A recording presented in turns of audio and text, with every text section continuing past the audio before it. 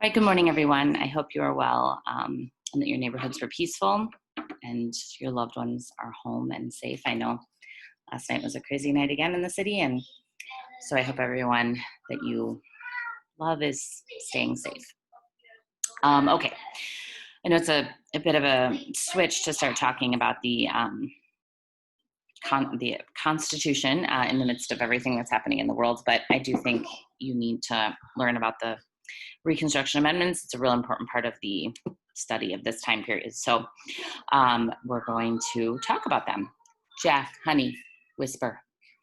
Okay, so the 13th, 14th, and 15th Amendment were the Reconstruction Amendments. The 13th Amendment was the amendment that abolished slavery. So it abolished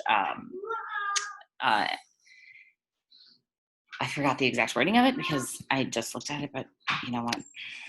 I've only had one sip of coffee, so bear with me. I'm going to show, this is actually the article you guys are going to be reading. Slavery and involuntary servitude, so serving without your permission, except as punishment for a crime. That is actually really important because forced labor, arresting Black people and forcing them into labor for a long period of time for a very small crime became super common in the South in the last part of the 1800s and the early part of the 1900s, really like first 60 years of the 1900s. So that is a very important disclaimer there. It was one of the ways that the people of the South kind of got away around the 13th Amendment, and then also sharecropping was another way in which the South got around the 13th Amendment. So there was still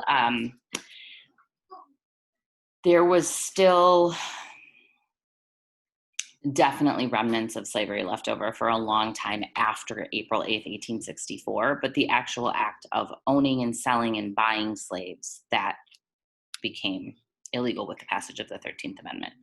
The 14th Amendment guaranteed all citizens equal rights under the law, equal protection under the law. This was an amendment that was written in response to the treatment that freed slaves and Black Southerners were getting in the times after the Civil War ended. It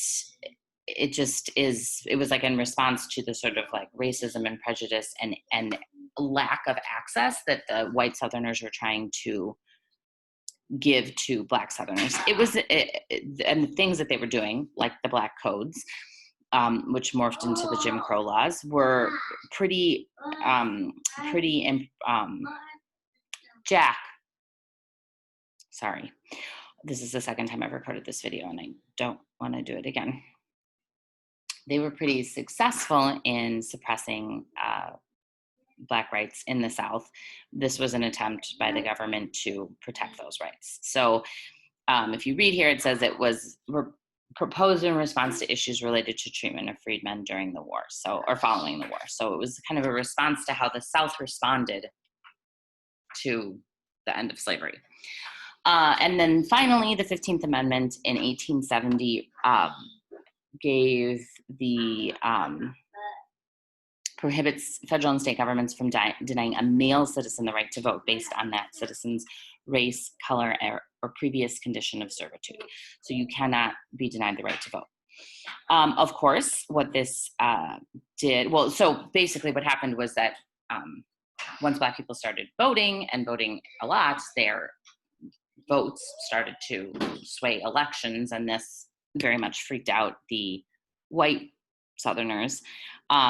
And so they were not in support of this. They were extremely opposed to the 15th Amendment.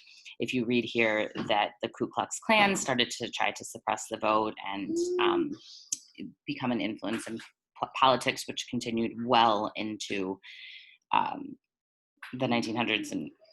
And the Ku Klux Klan is still around. I would be certain that they were still trying to influence politics. I would guess. That would not be surprising to me.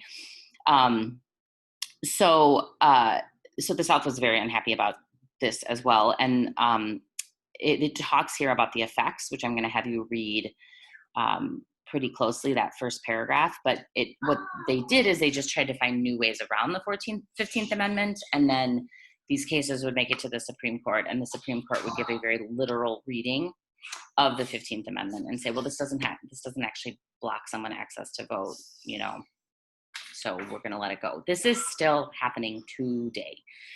Districts are being reconfigured so that certain, primarily Republican candidates have a better chance of winning because they reroute the districts so that they'll be more of a certain kind of voters for a certain kind of candidate.